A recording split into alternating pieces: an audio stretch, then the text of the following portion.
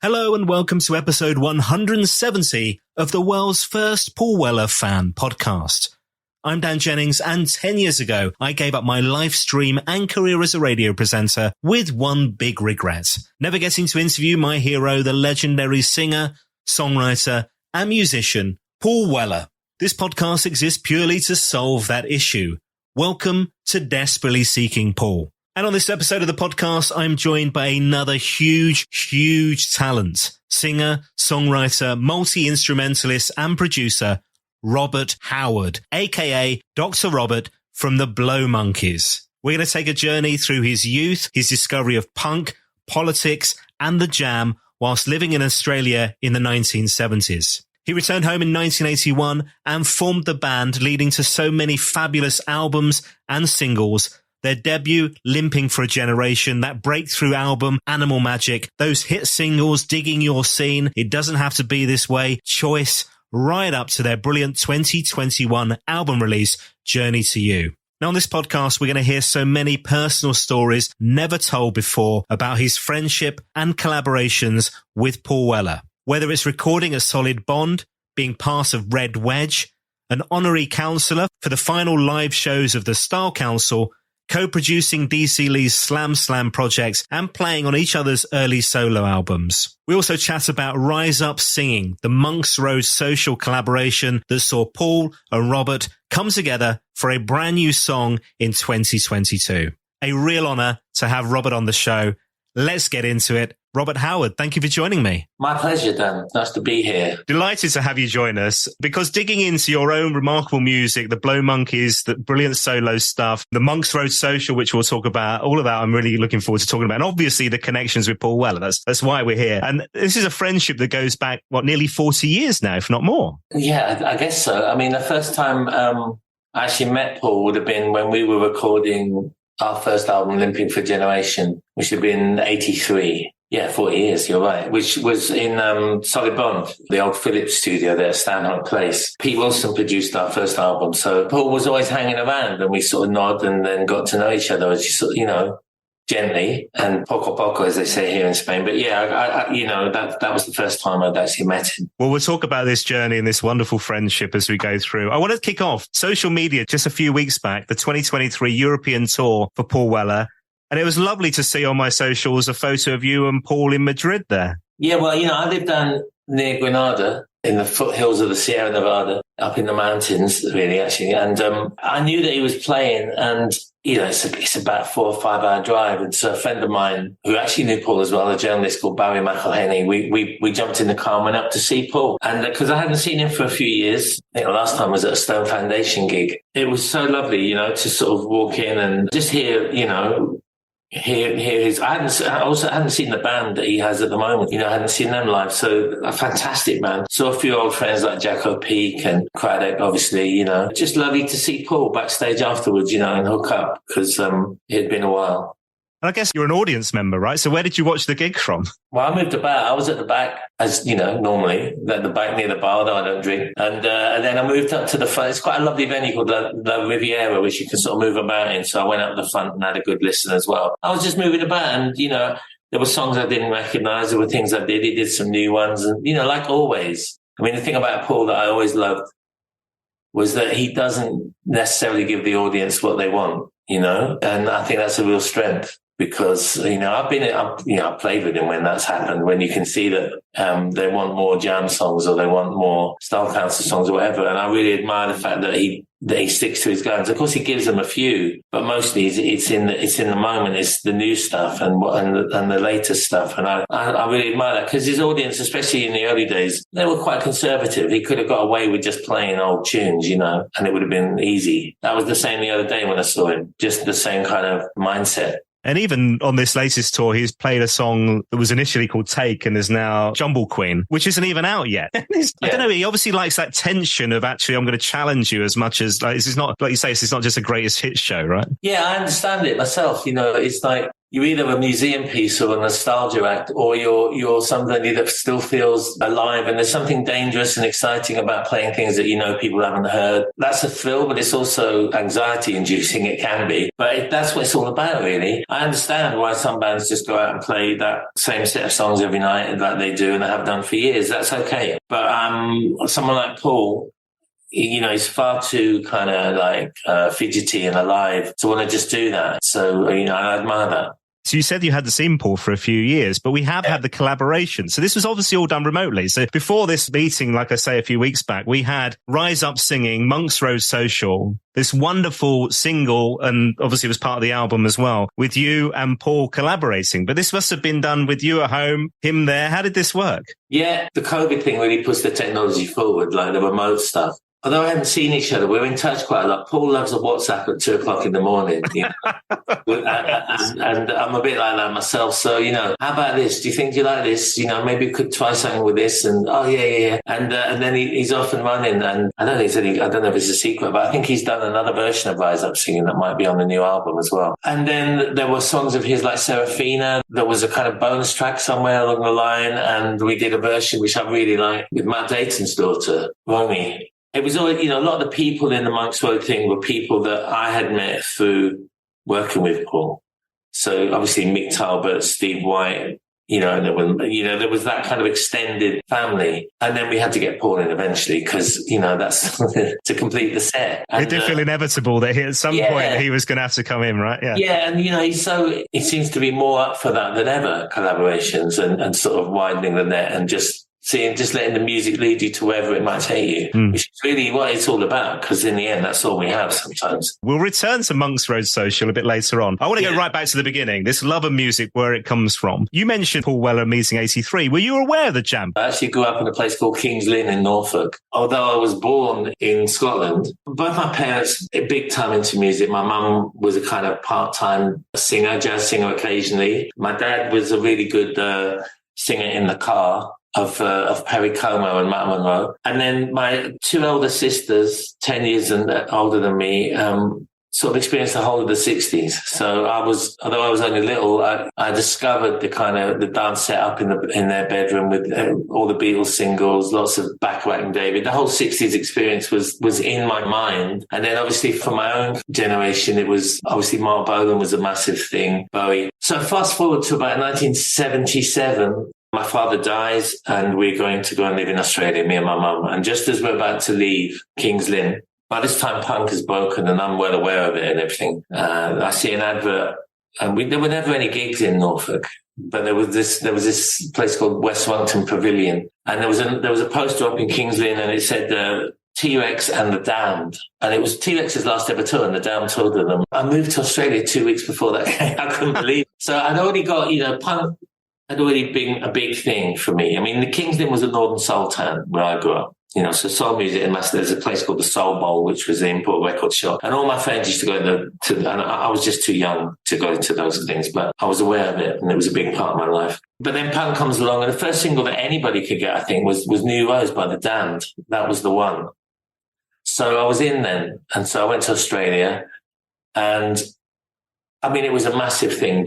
Flying into Sydney was like going from King's Lynn in 1977 was like going from black and white to colour. My whole life changed. I looked at it and I thought, and so many things were happening to me on an emotional level and all sorts. By this point, I was totally hooked with music. So I was staying in a little flat with my sister. She was learning to play guitar. She had a little Spanish guitar lying about with a copy of the Eagles Made Easy, and she went off to work. And by the time they came back, I'd learned that whole thing. And this is the first time I'd ever picked up a guitar. Wow, what? So it just came to me real simple. And of course, because I love Mark Bolan songs, they were really simple to play as well. So I was straight off on sort of Hot Love and Deborah, because they only need two chords, And so I was deeply, and then I started going to these import record shops in Sydney. There was one called Anthem Records, and I saw In the City. So I'd heard of the Jam because I was an avid reader of Melody Maker and NME, which in those days, they were the Bible. I mean, they were selling 300,000 records, copies a week. And some of the writers in there were much better than the music they were writing about, because they would turn you on to people like Charles Sal Murray, Nick Kent.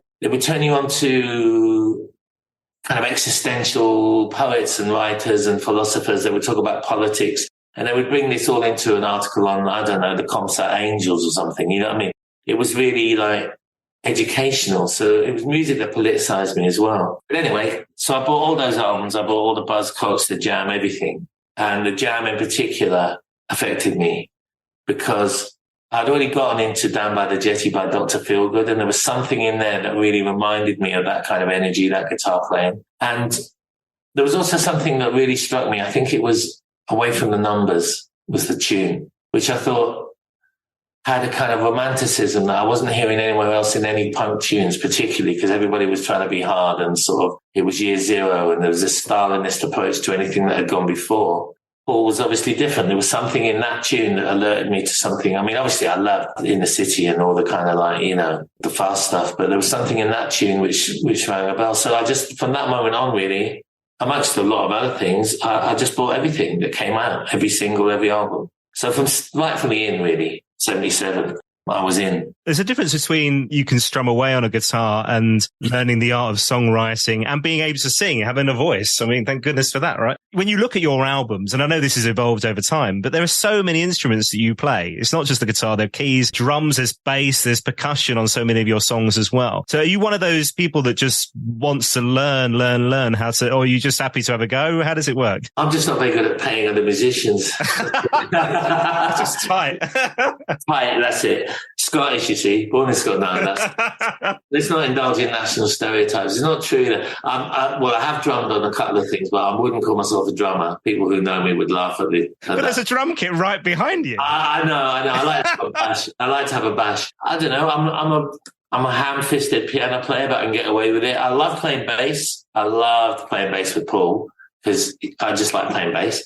So yeah, you know, just as you go along, you know, it's like in the studio as I went through my journey and sort of making records, I got more and more into like learning about everything that's going on because I became frustrated with handing over at a certain point to somebody else and wondering why the sound got fucked up, what happened. So I got to be a little bit technical as well. Even with Paul in Style Council records, I remember I was the one that was using the sampler and the Akai very early on. In fact, I think I'm credited as the Akai kid on something, you know, because I just wanted to learn how these things work. I'm secretly, I'm a bit of a nerd. So, maybe not so secretly. So that's what it is. Partly a control freakery and partly just interested in it. It's also that ownership thing, isn't it? Because I think your name's on there, something, you know, the solo stuff, your name's definitely on them. But, yeah, the Blow Monkeys, that's your product. You want to own it. And so when you create this music and it comes out sounding different to how you heard it or your expectation, it must be hugely frustrating, right? Yeah, it can be, you know, and,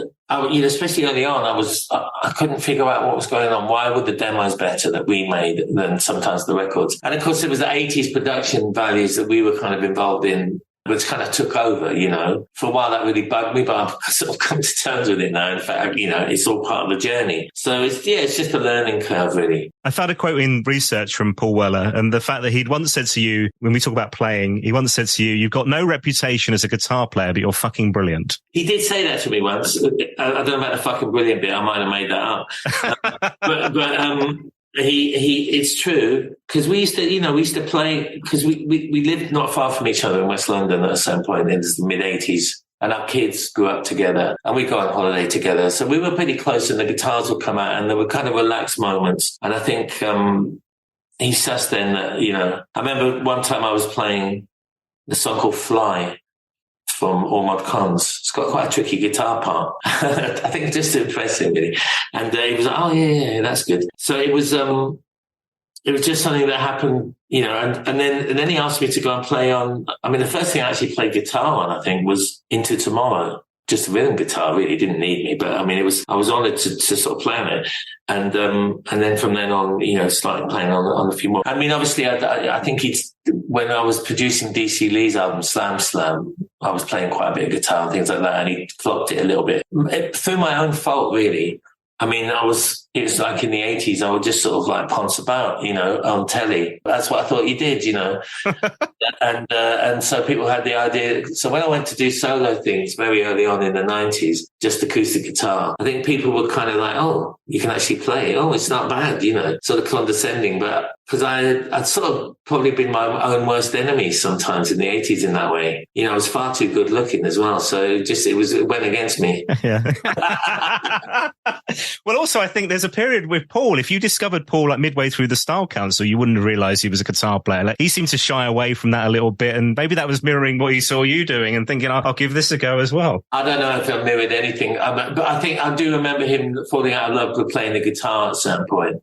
Yeah, that was definitely true. And that was part of the rediscovery that he had, you know, in the early 90s, was just playing guitar again. I think that was an in for him, you know, to fall in love with playing guitar again. Because he was such, I mean, I talked about those early jam records. You know, when I was learning to play guitar, I had this stereo at home in my little flat with my mum, where I could plug in this cheap guitar I had halfway, and I could sort of play along in the headphones to the record that was on. I'd found some sort of weird kind of space, liminal space between stereo and mono that I didn't know existed. So I could play along. And of course I was playing along to like Buzzcocks and Clash and Jam. And Jam was like, oh, hang on, there's some chords in here. I mean, for those that want to know, the first time I'd ever learned to play like a major seventh chord was playing along to Down in the Tube Station at Midnight. Now, nobody in punk used major seven chords.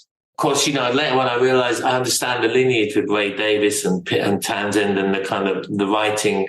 But at the time, I was really unaware of that. And so that's the first time I think, oh, and that leads you into a whole other world. Because Paul knows his shit when it comes to chords and, you know, fire and skill. It wasn't pretending to be, I can't play. I guess also that idea of, like you say, your love of Motown. I know you're a huge fan of like Bacharach and David, which is, you know, linking in there with the lyrics. And so you get all that from the Jam as well, don't you? Get that heritage of where it's come from, because Paul didn't shy away from that. But also this amazing ability to write incredible stories through his songs must have just been inspiring as well. Yeah, I mean, they were like, I suppose for me in particular, All Mod Cons and Setting Suns were the ones that, because I was at a particular age, I was in a particular place emotionally. I was learning. I was 12,000 miles away from what I considered to be home. There are things like, and I've told him this, you know, The Place I Love, you know, or Burning Sky, or Little Boy Soldiers, Saturday's Kids. They were just little play for today's, weren't they? They were just perfect. And they hit me at a time when I was emotionally open. So they were particularly powerful for me, those particular albums. When was it that you found the confidence to take this out of your bedroom, out of home, plugging in halfway into that stereo, like you say there, and out on the streets? Because you started busking initially, was that right? Yeah, well, that's what I was going to say. I mean, it was almost the next day. Really? There was a German guy called Helmer, a friend of my mum's and my sister's, who was busking at Circular Quay in Sydney. And I said, I'll come along. And he was doing things like Wild World, Cat Stevens, and some Dylan things. And I just played along with him when we stood there. And then at the end of it, I said, I sort of went into some weird kind of Tyrannosaurus Rex things, which was, you know, I'm quite want to do after having a beer. And then people stopped and sort of put money in the, whatever it was, the hat that we had down there. And I think from that moment on, I was hooked. I probably was 16 then. And then I started just improvising, and pretty soon Helmut stopped coming. And it was just me. And I could never remember the words to songs at that time. So I started making my own up. And it was really just based on improvisation in front of people, busking, that became the drug. You know, that became, oh, somebody's put like $1 in the hat there, and you know, there's something there. So that's when the writing started. I mean, it was awful. Absolutely. I recorded an album once in Australia, and thank God it never came out, as I was traveling through on my way out up in Darwin. It was awful, but that's where that would have been the sort of beginning of it, yeah. There comes a confidence in that, though, I mean, this is a young man who's, like you say, moved 12,000 miles away from the place he called home. You're going through this trauma of losing your father, right? Where did that confidence come from to perform in public when you've literally picked up the guitar the previous day? I don't know. I think it was partly, I'll be honest with you, it was partly, well, what the hell am I going to do with my life? And when I got to Australia, I took a year out of school because I'd had such a traumatic time. I hated school in England. You know, I ended up at some grammar school I failed 11 plus, so I went to some god-awful boarding school for a year. And then I passed something called the 13 and went to a grammar school. And it was full of sadistic teachers who would cane you and would sort of make you stay behind and write out lines. It was just And a lot of these guys had served in the Second World War. They were kind of remnants of that kind of Victorian almost kind of age. And so I just was like, I'm not going back to school. So when I went to Australia, I tried to get jobs, but I got a job as a trainee pharmacist on the day that Elvis died. I remember that. And after 2 weeks, I was very good at getting the jobs. And then there would be this regular kind of payoff where they'd say, listen, mate, you're not cut out for this. And that would be after 2 weeks. So this kept happening. So I realized that, no, you're quite right. I'm not cut out for this. I can't seem to settle into any job. So I went back to school in Australia, a surf school in a place called Manly in North Sydney. And that was a completely different experience. Like the kids would come in dripping. They'd been surfing at 5 a.m, you know, and there was no uniform, and they all smoked dope, and they called the teachers by their first names. And it was like, fucking hell, this is freedom after what I'd been in. So I actually did quite well. I took the equivalent of the A-levels, and I got a scholarship and got into Sydney University. So I went to Sydney University, and after 2 weeks, my grant arrived. You know, it's the only time in my life I'd ever had any money. So I went straight out and bought a Rickenbacker and an amp and left university. Because I spent all my money on a blue Rickenbacker. Thank you, Paul. That's your fault. And that was it, really. So, yeah, what was the question? The busking was paying back the grant. Yeah, busking all the time. So you know, what's the motivation to get out and do it? Fear and this, and some sort of something inside that just needed to express. I love the act of singing. I realized that I did enjoy singing, even though I couldn't really sing. There was something cathartic about just doing that. Like I said, I was a massive Mark Bolan fan, and Mark Bolan had died around the same time. Somebody had bought me all the Tyrannosaurus Rex albums, and I dove deep into those 4 albums. And of course, as I'm learning to play guitar acoustic, all those kind of weird songs, which were very simple, became a template for me as well. So, you know, and I sang them and played them. So there was, I don't know, it was just a mixture of all that, Dan. I don't really know where that came from. Paul's talked about in recent years feeling now that he's really in control of his voice. He really loves the way he sings. But when he listens back to older stuff, he's not keen, whether it's the Jam or the Style Council. And I get that. You can hear that. Would you feel the same? It's that evolution and actually where you are now. Oh, God, yeah. I mean, I can't listen. I mean, well, there was a time that I couldn't listen to, say, like the first album, Limping for Generation, or even it's so mannered, you know. But then there's something I like about that too now. I can accept it's all part of the journey. And yeah, Paul's singing now is incredible. He's got this new range, like the lower end, you know, the kind of things he was doing, even watching him the other week live, you know. And I'm the same in the sense that my voice has changed, and you go with it because that's all part of the thing. But I laugh when I hear myself. I can hear the kind of influences, and I can hear the straining, but there's something about that as well, you know, which is, you know, it's all part of the journey. So you come home, the Blow Monkeys are formed in 1981, would that be right? Yeah. Was there a moment where you go, you know, now this is taking off, now we're getting somewhere, I can see this is where I want it to be? Getting signed was a shock. You know, I mean, you know, I come back, I did the thing that everyone did. I answered an ad in the back of the Melody Maker. It said, angular guitarist wanted. Very Bowie Bolan. I thought, okay, angular guitar. Is that somebody who's into fishing, or is that somebody that has good cheekbones? Yeah. Well, okay. I was at that time in my life, I had both those attributes. So I went along with the fishing rod. No, I didn't. I went along with the old blue Rickenbacker, and I got the job, and I met Neville there. And within like a couple of kind of rehearsals, I'd come in with a bunch of songs and a whole idea about what, Neville, the sax player, I'd met. So it was pretty obvious straight away that things were going to change. And then we found Mick, and things happened real quick. And I'd seen this band in Australia called the Laughing Clowns. I just rewind quickly. In Australia, I went there thinking, right, I'm at the ends of the earth. What the hell?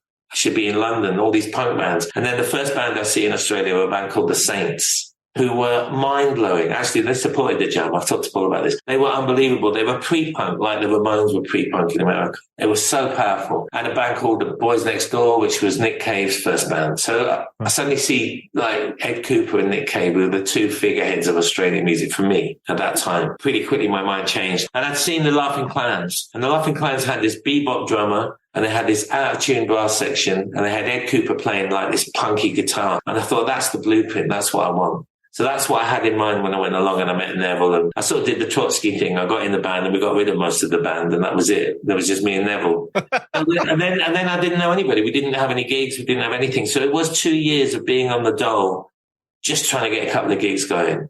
When you could get on the dole before, you can't do that now because they'll send a drone around and tell you that you need to go. And, so it was a safety net that provided. A lot of bands wouldn't have been able to survive without that. You got signed on the strength of what, demos? Well, yeah, and then we got a residency at a place called the Moonlight Club, and I noticed that record companies started turning up. So that was it. That was the beginning of. But we weren't really ready. But anyway, we got signed 83 on a bunch of songs that I think only Man from Russia survived the cut to the first album. But yeah, so they just put us away. The guy that signed us left 2 weeks afterwards to go into rehab. And so we were left there. They didn't know what to do with us, but they thought there was something. So they put us in this studio called Nomis to rehearse, which is actually is where I met Paul first, because the Jam had an office in Nomis.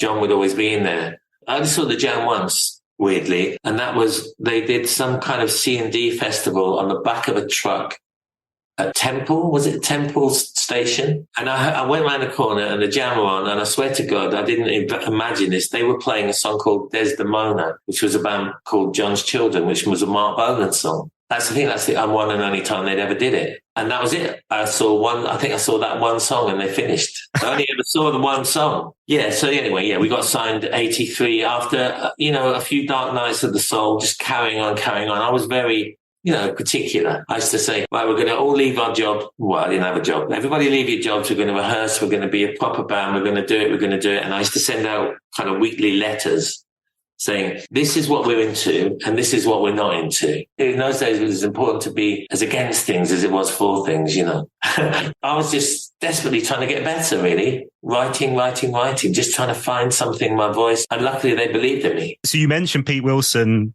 connected obviously with Paul, and the Solid, what becomes the Solid Bond studio, is involved in those first couple of albums as well. Also actually on Animal Magic, which I know you've revisited recently. Was it last year? With reissue and repackage, and we had like extras and all that kind of stuff. But on that, we had strings from John Mealing. He was obviously involved in part of the Style Council setup at one point too. I loved Funeral Pyre, the tune. I loved the noise, the energy. And I thought, who produced it? Oh, Pete Wilson. All right. So when I went to RCA, they said, who do you want to produce? I said, Pete Wilson. Of course, Funeral Pyre really has nothing to do with Pete Wilson. It's to do with Paul. I mean, it's Paul's guitar sound, and then the drums are great. And Pete's great, right? I love Pete. But that particular tune was... And so anyway, a lot of the people that Pete used for the Style Council, he used for us because... same string section would come in. If we needed a soprano player, we had Dick Morrissey, I think. And then there was John Mealing. Yeah, a lot of that kind of similar people were getting involved. Guy Barker, who's been on Guy Barker, the great Guy Barker, And because we were at Solid Bond, there was a big crossover, Years later, when I moved to Spain, I met a guy here called Dick Leahy, who was a publisher, and he published a time called Malice, Morrison Leahy. But before he'd done that, he worked as a T-boy for Fontana in that same building, because that building used to be the Phillips building before it was Solid Bond. That building had so much history, Scott Walker did and the Walker Brothers, and, all those tunes, Dusty Springfield, Kinks, an amazing studio, the history of it. I didn't know that at the time that was in there, but it's funny how it goes, isn't it? Yeah. You mentioned earlier this love of politics and... I wouldn't go that far, Dan.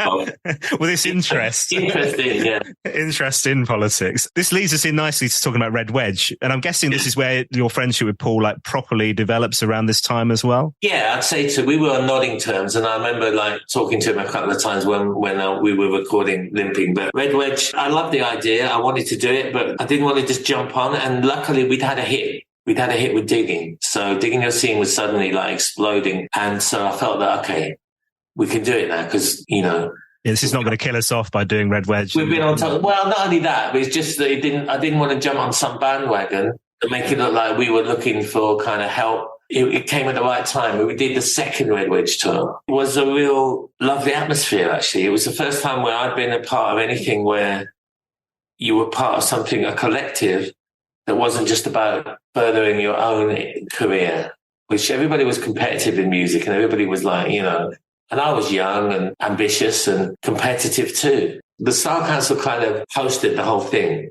Kenny Wheeler was running it, John, although I don't know whether they were I don't know if their politics were the same, I don't know. Paul definitely was, and so we'd use their back line, and then we'd all get together and do something at the end of the night, move on up usually with everyone, and then Paul said, well, let's do that one of yours with, Curtis. So I tried him the chords and all that. I was really nervous, but it was just a lovely thing. And then I got to know Mick Talbot really well. And Mick's, I made friends on that tour, Rhoda Dakar, people like that, Dee, that I've kept for 40 years. It's special. I can't remember. This came up on my socials the other day. So Neil Sheasby, Stone Foundation, has the cover of NME, May 1987, framed on his wall. I don't know if you've ever seen this on anything on social media. And it was the Blow Monkeys and Curtis Mayfield. And it said, banned by the Beeb, loved by the left was the headline on the front cover. Do you remember this? Yeah, well, yeah, of course I remember it. Yeah. Curtis was playing, I think I went to see Curtis at Dingwall's.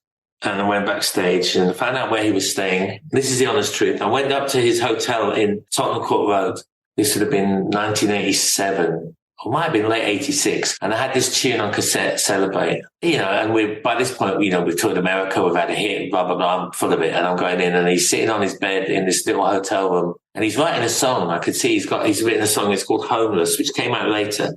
He's sitting on the bed like some kind of guru. And he is a guru, and I'm sitting there, thank you, Mr. Mayfield, have a listen. So he puts headphones on, and while he's listening, and there's a knock at the door. I open the door, it's Paul. Oh, all right, mate. Yeah.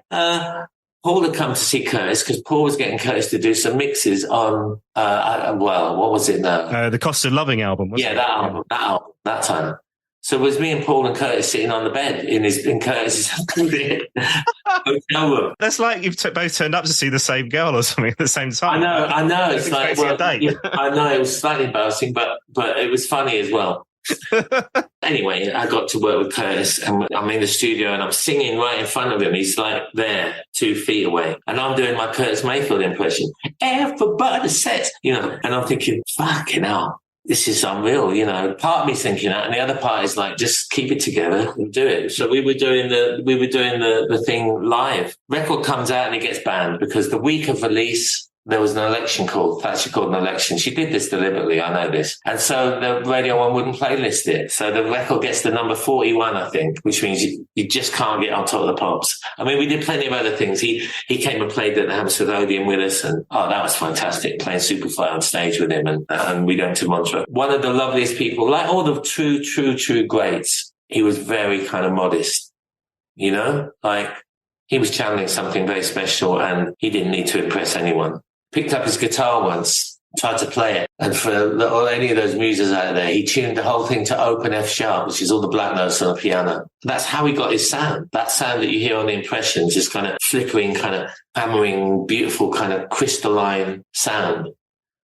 That's how you do it, F sharp. There you go, kids, open F sharp.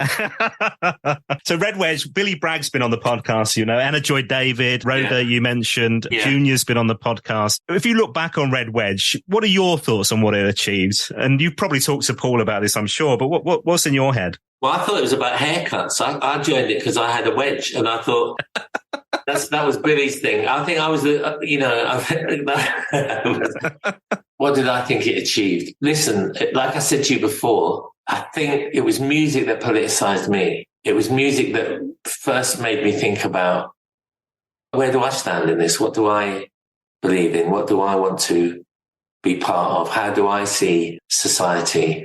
What's important? And so Paul and Strummer, like I said, some of those journalists that were writing about, especially during the time when Neil Spencer was kind of editor at the NME, really led me into places that opened my mind. That's all it was, really. And you've got to remember that at the time it was years and years, and this endless, grueling era of Thatcherism, which had decimated working class communities, decimated the manufacturing base of the UK. We're still paying the price for that. The kind of mantra of the market will decide, the kind of way things have gone and still are going. That's where the seeds of that were during that Reagan-Thatcher era. And I felt on a kind of spiritual level that it was counter to kind of human nature, that it was about survival of the fittest, no such thing as society, blah, blah, blah. This, to me, felt like contrary to what I had found to be my experiences in life, that altruism pays off, that we are all connected and interconnected, and that these values are really important. And so that's what I took from it.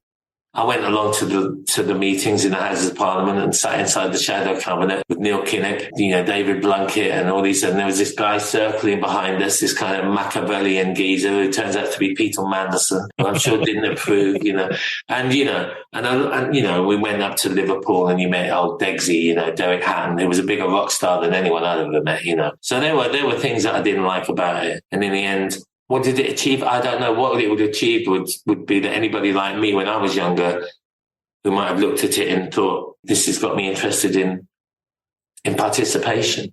And great friends I made. And like you say, those friendships last to this day. And towards the end of the Style Council, you start working with Paul and collaborating with Paul on some of the Style Council stuff. And we should talk about the house period because that seems like a big passion point for both of you at that time. You were working on Slam Slam, Dee C Lee's projects, working with Paul on that as well. So you suddenly come together to collaborate. Yeah. I mean, the house thing, I shared a flat with a guy called Hector, who was a DJ at the WAG Club, but had previously been a DJ in Northern Soul Clubs up in Derby. He came from there. And when we toured America, he gave me this list of records to go and get at this specific record shop in Chicago, 86. So I go and get them all, and I start to listen, early Marshall Jefferson, things like that. Oh, wow, man, there's something really good about this. These are like homemade records that are trying to sound like Philly kind of soul records, but they've got this kind of, obviously they're made at home on little 8 tracks. And then there's a guy, and then Marco Nelson, who become part of our friendship circle, had started to really go on about house music as well. And I think we all kind of coalesced at the same time when we were inspired by this.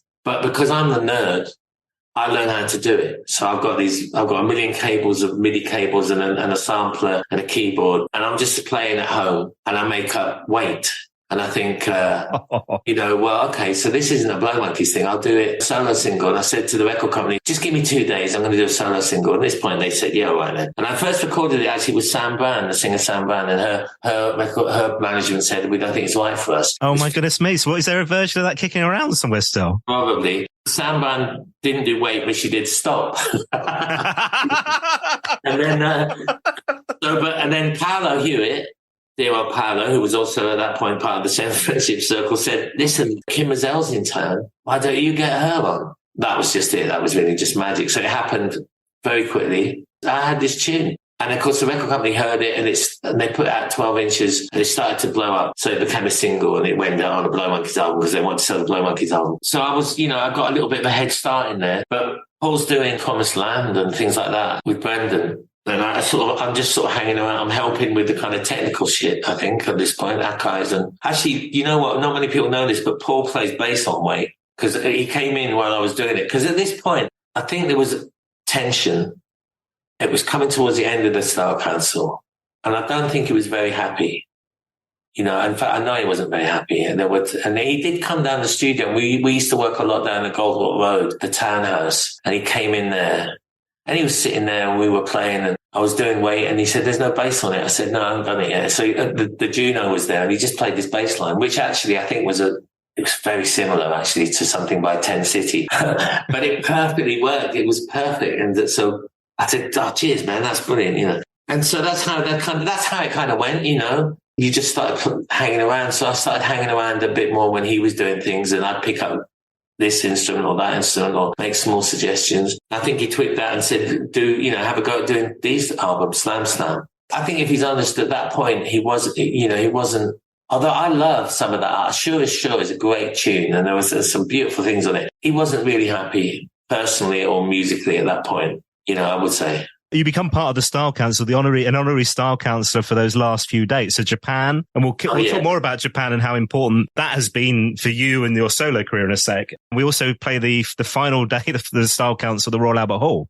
Yeah, he asked me to play those, and the Albert Hall was fun. I loved it. I mean, it's gone down as a little bit of a kind of like, they were tearing up programs, they were booing a bit. I mean, this is what I mean about not giving your audience what they want. I totally respect that. It was such fun. Amazing band. I mean, Steve White wasn't playing. I remember that Steve wasn't playing, but there was like Guy Barker, Jacko was in it. Omar came and did something in the middle of it, some sort of like, beatbox thing that I remember flummoxed John Weller. What's going on there? And then there was like Marco was dancing with Dee, and then I did a couple of tunes. We didn't come to see you, mate. So but I loved it.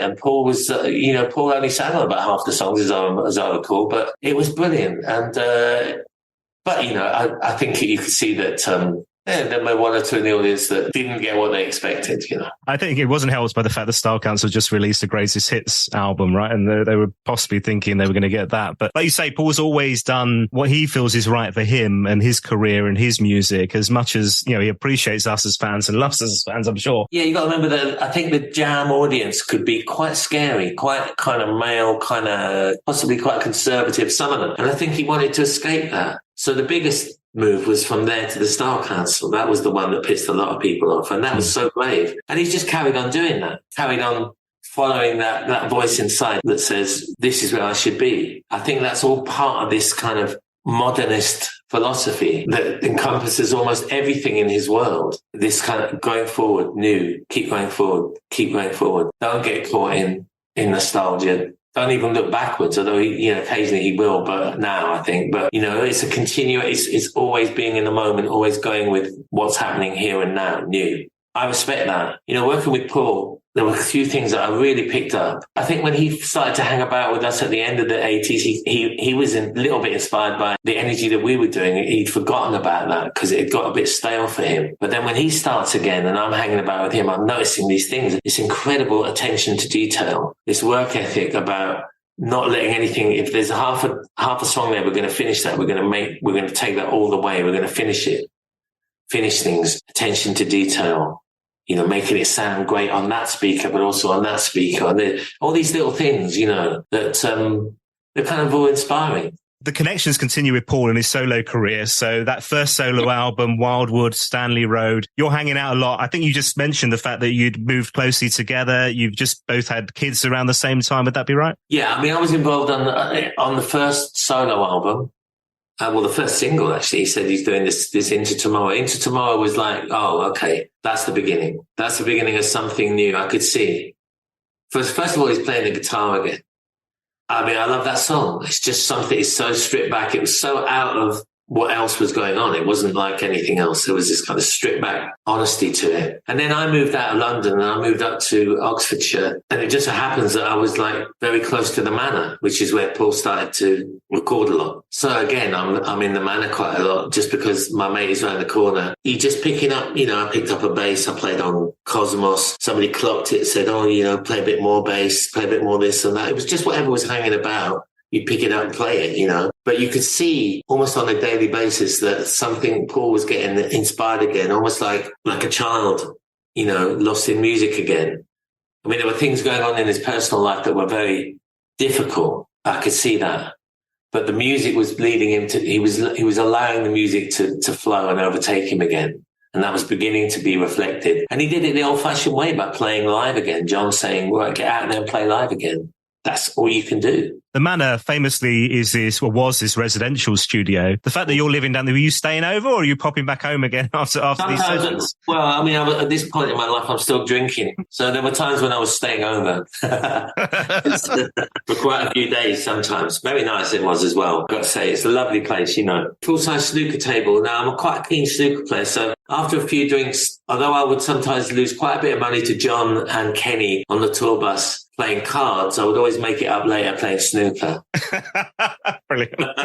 So around this time you start playing live with the band as well. But this ties in as well with your first solo album, Realms of Gold, which is a thing of beauty, my friend. Honestly, it's such a brilliant album. And again, that came from the connection. I talked about the Japanese connection. Paul's first solo album was financed by Pony Canyon. Am I right in thinking that same connection enabled you to do your first solo album? Would that be right? Yeah, because we've both been to Japan a lot. It was successful there. There was a kind of, and at this point, they offered me the best deal I could get, which gave me enough to go and record the album. So I went to this out of the studio in Leamington Spa, and Paul very kindly came down for about 2 days, stayed in a hotel and just played on it, on loads of stuff. Just put the track up and let him play. He picked up a bass, so he played piano, he did some backing vocals. So he ends up all over Realms of Gold. And I had played quite a bit on, his first album and Wildwood and Stanley Road. He was always sacking his bass players. And I think I was in Japan done some gigs with the Blow Monkeys maybe or something, or maybe solo gigs. And then I was supporting him solo, acoustic. And then it wasn't Yolanda, it was someone else he was playing, and they weren't happy. And I think it was Steve White that actually suggested to Paul, "Dick it, Robin," So he sends me a fax when we get back to England with all the chords and all the bits and pieces. And he just says at the end, "I know you'll be fine. You got a good feel." I thought, "Oh, that'll do." Because I was like, fucking hell, how am I going to learn all these songs? But it was fun. And I've never played bass with people live before. And I loved it because, first of all, you're playing with one of the great drummers of all time. And when Steve went and did a drum fill, I just took a little break and came back in afterwards because they were so good. And it was just nice to stand at the back and play with someone else. And of course, things were beginning to happen. I remember playing Changing Man and no one had ever heard it before. We played it live, and instantly you could see, wow, this is, you know what I mean? It was just great fun. Great fun. And for me, on a personal level, that Weller family thing, I mean, I was good friends with a whole lot of them. They make you feel very, very at home. John in particular, I really got on well with. John, like my father was an ex-boxer in the RAF.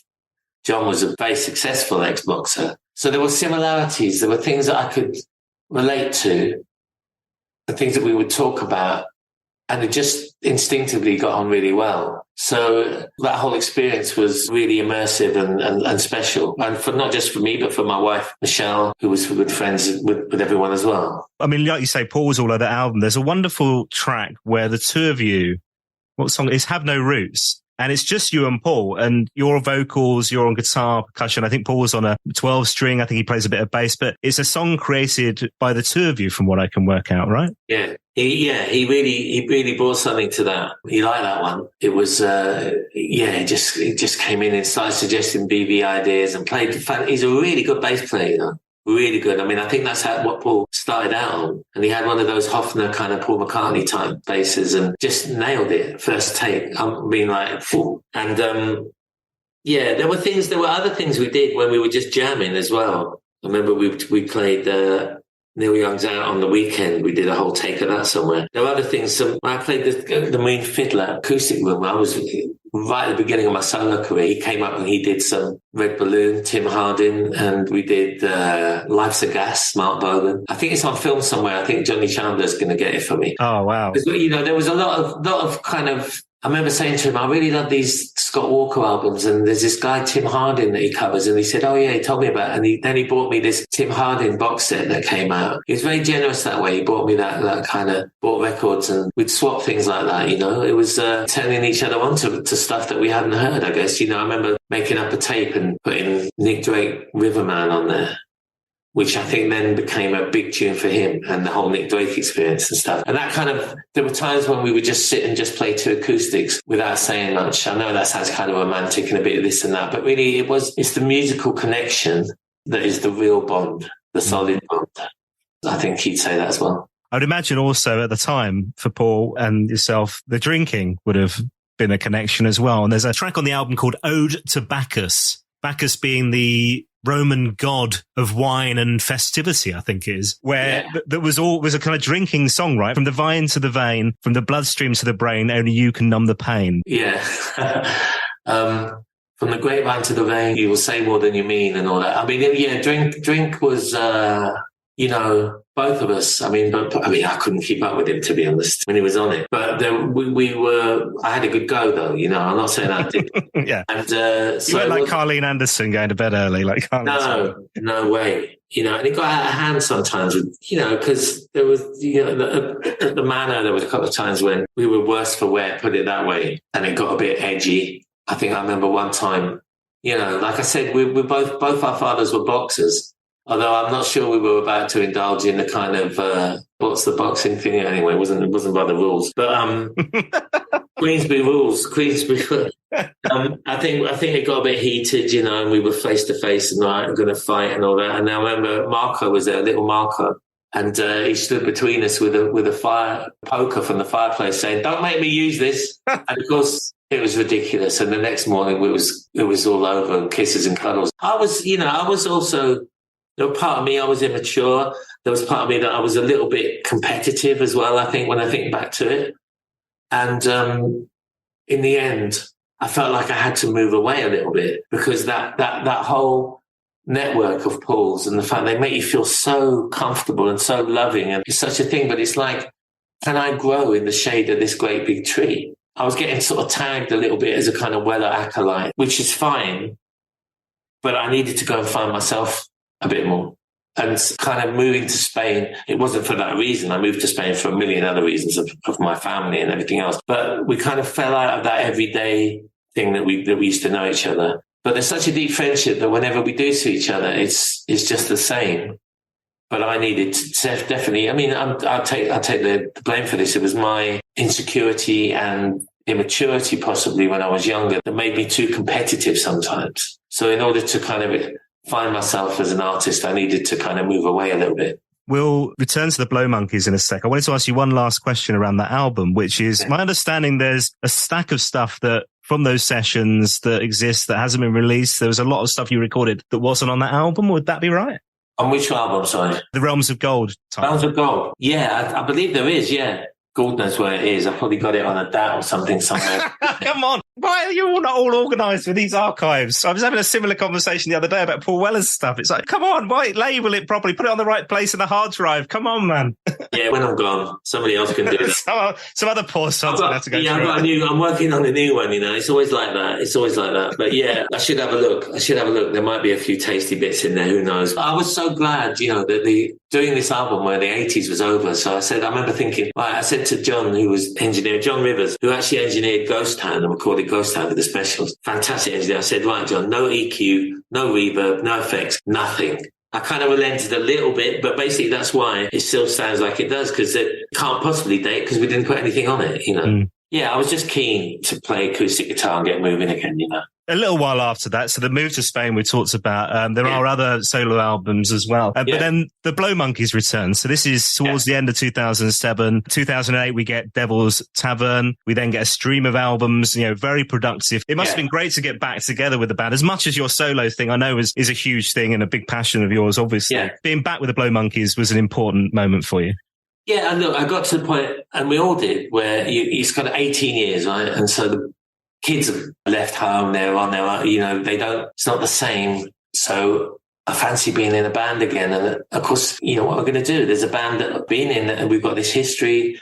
Are you up for it? I said to them all, they were, but I said, look, the thing is we're going to make new albums. You know, that's what we're going to do. We're not going to do the nostalgia circuit. Of course, we do sometimes play those 80s festivals because they pay the rent for the rest of the tour. That wasn't what I wanted to do.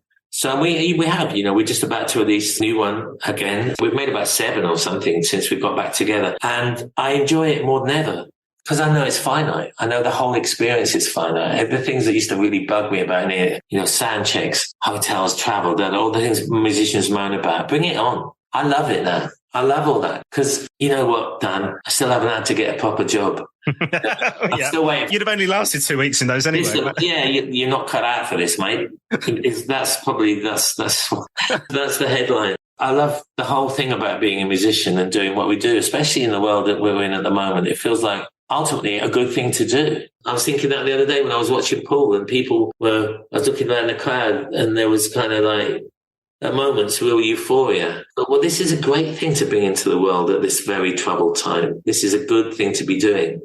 Yeah, Paul's talked about it almost being, still to him, it's a noble profession. And I think that's fair. Yeah, we missed live music so much during that period of lockdown when we couldn't experience it. When you came back out and that first gig, I mean, I was so emotional that first gig I was back in. So I'm like, God, this is such an important thing for that connection with the music, the community you're with, or just seeing a band live for the first time, all those things. I don't know, there's something about that live experience that's just so important. Absolutely. We missed that. We know it's a human need. You know, we saw that during COVID. Set aside celebrity culture and all that crap, you know, I mean, that's not what we're talking about. But the best moments is when a musician and an audience just become one, and it's not about the band up on stage. They have a word for it in Spain called duende, where it's like when the magic enters the room, at a certain point, people lose themselves.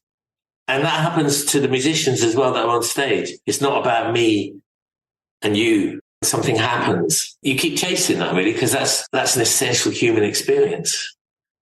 There must also be that thing where, like you say, this is not about the nostalgia, although there's links to that, but it's about creating new material. And Paul talks about this with On Sunset and Fat Pop. I'm continually wanting to get better and create music that still connects and is great. And when you get the reaction like you got for Journey to You, your last album, Blow Monkeys, which is, I mean, I don't know how you measure like the quality of work over a previous album and all that kind of stuff, but that felt like, to me, like one of the best things you've ever created. It's an incredible piece of work. There must be something about that. You're just like, oh my God, yes, this is why I do this. We're getting better. We're improving. We're releasing great make Yeah, I mean, I think Paul would say this, you never know when it's going to come along. Half the thing, Dan, is stealth. Keep going. Just keep working, because sometimes the clouds will open and you never know. And also you never know in the moment either. Sometimes it's only in retrospect that you see that something is quite good or it's not as good as you thought it was. So, I couldn't tell, but just all I can say is that it's just through keeping working that sometimes you these things come round. It's not something that you can will into action, It also feels to me it's those connections that you've got, those collaborators that you're with. So we talked about the Monks Road social project at the beginning of this, these wonderful collaborations with these such talented musicians that are part of that crew. But then you've got your Blow Monkeys and your bandmates there that you've been with for so many years as well. But you're all inspiring each other, aren't you? Yeah, it's like a family thing. Richard, who ran Monks Road, approached me and said, what do you think? Do you think you can get this kind of collective thing together? It wasn't really kind of a very solid idea, but I just started to make a few phone calls and songs. I had quite a lot of songs. I love, to be honest with you, the thrill of hearing other people sing my songs is that's like, well, yeah. And then other people started to get, and Matt Dayton came in, and I didn't know Matt. I mean, we've made an album together, actually. It's not out yet. I heard that. This is not out yet. Yeah. When is this coming out? Hopefully next year, but Matt's got his own album to do, man, and that's fair enough. He's doing his own thing. And then when that's done, it'll come out, because that was really great fun. We did it in 5 days up in Anglesey. Just the two of us, acoustic guitars facing each other. And sharing one mic, actually. And it was great fun. So anyway, I met people like that, and of course people that I knew. And Mick Talbot is just a gem. Mick is like, gold dust. As a player, unbelievable, but as a person, even better, because he's just so funny, just lovely to have about the place. I've known Mick a long, long time, very special dude. All these Jacko coming in, brilliant. And of course, Crispin and Ernie.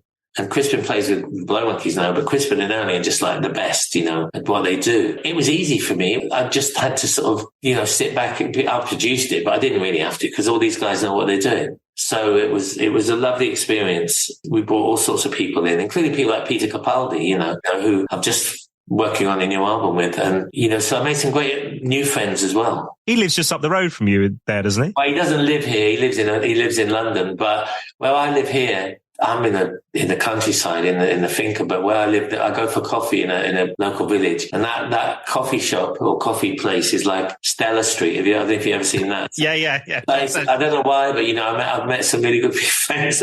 So Alexi Sale, Peter Capaldi, Youth, the producer, who's got a studio around the corner from me, which has been dead handy, and another very lovely and generous guy. So slowly it kind of opened up. And PP Arnold was another one who's been on the podcast. Pat was around the corner from you at one point, right? Pat was around the corner. Well, yeah, I went to some party, and inevitably I started playing some songs, and somebody said, PP Arnold's over there in the corner. So I started playing some Curtis songs, and we just started singing together. She says, do you know the first guy's the deepest? I went, no. She said, 1, 2, 3, 4 in the wind. And oh God. But I jammed it, and then a light bulb went on in my head, and I thought, do you fancy making an album? So we made an album together. It was like a folk soul album, if you like. We did it down in the studio on the coast. She's proper A-list singer. Pat, she's really like Southern Baptist Church thing going, it's proper. It was an honour. And what a story. I mean, she was a terrific guest on the podcast as well. At the time of recording of this podcast, we are just days away from the release of Time Storm, Greatest Hits Volume 2 from the Blow Monkeys. When the podcast's out, the album would have just been released on the Friday just gone, right? Like I say, you are always pushing forward, but this is a chance to look back at from that regrouping, from when the band came back together, right? Yeah. We're doing a new record at the moment, which will be out next May. And the label that we're doing it with, lovely label called Last Night from Glasgow. He said, listen, you should do a compilation of all the stuff you've done since, you reformed. So I said, okay, let's do that. And it's a chance to sort of pause. And I mean, it's cheekily called Greatest Hits Volume 2, but, never mind. Yeah, I'm proud of it. I'm really proud of it. I actually think we've done all right since we reformed. And we did what I wanted, which was move forward, keep making records. The ridiculous thing to me, as a Paul Weller fan, is the fact that this time period that we're talking about is from when he released 22 Dreams, 2008. That was when you were back with the Blow Monkeys, right? And to me, I mean, this must feel worse for you, but for me, this feels like this was yesterday. This is, you know what I mean? This was no time at all. But here we are, actually. There's a massive amount of time that's passed from that period. And so much has obviously happened, but it just feels like in a blink of an eye, that time has gone, doesn't it? Yeah, I guess time speeds up as you get older. And there is also the spectre of, what could we say, the end. At some point, it's going to end. And therefore, there's a kind of, there's something else that enters the room, and you start to think, well, so much I want to do, so many little ideas that I'd like to kind of explore. I want to carry on doing that. Maybe I've got to think about the work-life balance a bit more. Maybe I should get out a bit more. But there is something about, that there's less time left than what's gone before, and that does kind of change the perspective about how you make records, how you work. Not just records, What can you tell us about the album that's coming out next year then? Like a lot of stuff, it's a reaction to the last one. Journey to You was, in a sense, a kind of quintessential Blow Monkeys. It had big strings. It was quite orchestral. It was quite large, so this is the opposite. That's all I can say, really. It's got, it's bass, drums, guitar, one saxophone, voice, kind of raw and dry. And I'm excited about it, actually, because I'm just in the middle of mixing it, nearly finished it, so I think it's going to be all right. Okay. And what about Monk's Road Social? Is there more to come? Because the Rise Up Singing album was, again, it just keeps building and building and building with these. There are lots more original songs on that as well. It's a terrific project. And we have the Weller connections, like you talk about. Leah Weller was on that album as well. Leah, great singer. Lovely. I can't believe it. She's singing. I remember when she was born. Monk's Road is in abeyance at the moment, but I do believe that there will be another one. I think it's just I've been so busy and I haven't spoken to Richard for a little while, but I think it's going to be an ongoing thing for sure. Yeah. At some point, there's got to be a live show of that connecting. I don't know how you make that happen, but that's got to be a thing. I would love that. We can all the thing I say, plant your egos at the door, but no one's got egos in that lot. That's what's really good about it. It's not like that. There is it is about the music, and that's quite rare. So it'd be lovely to do a show. I mean, we nearly did one before, but then COVID came along, so I think we'll do another one. Yeah, well, fingers crossed. Hey, Robert, this has been honestly such a joy hearing your stories, your connections with Mr. Weller. He's a very special dude. People don't always pick up. First of all, he's very funny. You're going to interview him eventually, aren't you? You mentioned this podcast to him in Madrid, right? Yeah, but in passing, he knows all about it. Don't worry about that. So, an incredible songwriter, kind of unparalleled, really, in some ways, the journey that he's taken. So, I'm more than happy to speak in his honor because, it's been very influential on me, especially, like I said, when I was emotionally open as a teenager. Those things kind of really stay with you. I'm glad I spoke to you. I know it took a little while, and I was kind of, there were trepidations because I felt like I didn't want to betray a friendship, if you know what I mean. But if there's anything that I might have done, just cut it out. Before we started recording this podcast, we were saying that we need some balance on this because everybody's been very, very praising of Mr. Weller. Oh, no, listen, he can be a right difficult bugger. He really can. He can be, especially when he's, he can be. But I don't know anymore. I think we've all grown up. But like I said, that was partly me as well. Insecurity, competitiveness, all that, it was more than partly me. So, I love the guy. Love him. 2 final questions for you. You're allowed one Paul Weller song for the rest of your life. It can be The Jam, The Style Council, or solo. What would you go with? Oh, blimey. If it was The Style Council, it would be It All Came to Pieces in My Hands. Oh, I love that song. Which I love. And if it was solo, it would be No Tears to Cry. As we're going back to kind of the place I love, which is where it really all began for me, I would say that Strange Town by The Jam is the perfect song. I mean, I think it's just lyrically in every way. It just hit me. I love singles, right? And The Jam were a great singles band. Yes, of course, that was a standalone single, right? Yeah, it was a standalone single. I think Butterfly Collector might have been on the B-side. It's around about the time of kind of all Mod Cons. But Strange Town would be, if you want one today, tomorrow it would be different. It might be Burning Sky or Little Boy Soldiers, or even, I don't know, something from Wildwood, I love Wildwood itself, the song. But today it's Strange Town. Final question. So the purpose of this podcast is to meet lovely people like yourself who've had these connections with Mr. Weller, to hear your story. But the reason I created this podcast, Robert, was because it was my one big regret from giving up my career as a radio presenter that I never got to interview Paul Weller. So I created a podcast to make that happen. If it happens, what should I ask him? Oh, blimey. You could say, what do you think happens when we die? That's a big question. He is a very spiritual character, I gather. Right? Well, you could shorten that and say, is God a mod? I mean, it's the same thing. I know that you've spoken to him about mod and modernism, what that means to him. Is it? I guess it's linked to the spirituality thing as well, maybe. I don't know. But you've had that conversation in a way, right? Oh, often, yeah.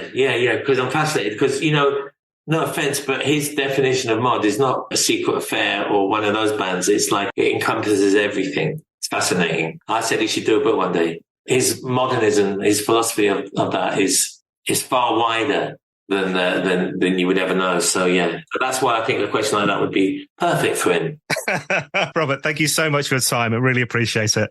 Dan, thank you. Good luck with your Holy Grail. Well, I told you it would be pretty special. What a blast. Dr. Robert Howard from the Blow Monkeys on the podcast. Incredible stuff. If you want to find out more, you can go to my website, paulwellerfanpodcast.com. You'll find details about the Blow Monkeys, Time Storm, Greatest Hits Volume 2, info on the Style Council live in Japan, Paul Weller solo, Slam Slam, that 1994 debut solo album, Realms of Gold from Dr. Robert, and plenty more since then as well. Plus, of course, music from the Blow Monkeys and Monk's Road Social, all on my website, paulwellerfanpodcast.com. And whilst you're there, do head into my store. You can find official merchandise for the podcast. Plus, if you fancy it, get yourself a virtual coffee as well. Doing exactly that this week. Thank you, Grant. Hello to Colin and Jennifer Marsh, who say we love the podcast. Listening to the stories, the connections, the insider knowledge as a great dimension to being a Weller fan. Thanks, Dan. Well, thank you, Colin and Jennifer. Hello to Alex McLaughlin, who says the Carleen Anderson episode was fantastic. I listened to it in the car, got so absorbed that I missed my cut-off on the way to a meeting. Thank you, Alex. Hello to Neil, who says, loving your work, Dan. I'm a long-time Weller fan, and your contributions have brought back so many wonderful memories. I was probably a bit late to the party, and I'm slowly working my way through the episodes, up to number 88 now. Keep up the good work. That's a great thing, Neil. You can join at any time. Hello to Vince Bicarino, who says, really enjoyed the Carleen Anderson pod. Keep up the good work, Dan. Hello to Marcin Morrow. Thanks to you for your virtual coffee. Hello, Brian G. Hello, Ewan, who says, cheers, Dan. The interview with Carleen was brilliant. Long hopes for. Great job. Thanks a lot. Hello to Mike Steer. Thank you to you for your virtual coffee. Hello to Sarah Kane. Hi, Sarah. If you want to get involved on the next episode, you can dive into my store, paulwellerfanpodcast.com. Now, if you do anything after listening to this podcast, make sure you click share on your social media channels. Spread the word. Dr. Robert on the podcast. Tell your friends. Make sure they listen. You can get in touch on Twitter or X or whatever it's called this week. It's at Weller Fan Pod, or on Facebook, Instagram, and Threads. Just search for Paul Weller Fan Podcast. And coming up this coming Friday, 3rd of November, a very special celebration, the 45th anniversary of all mod cons from the Jam. A little treat for you with an extra episode, okay? So make sure you check out the podcast this coming Friday, 3rd of November, as we celebrate 45 years of all mod cons with All Mod Cons, the original tribute to the Jam. Follow, subscribe wherever you get your podcasts, Apple, Spotify, and more. Thanks for listening. I'll see you next time.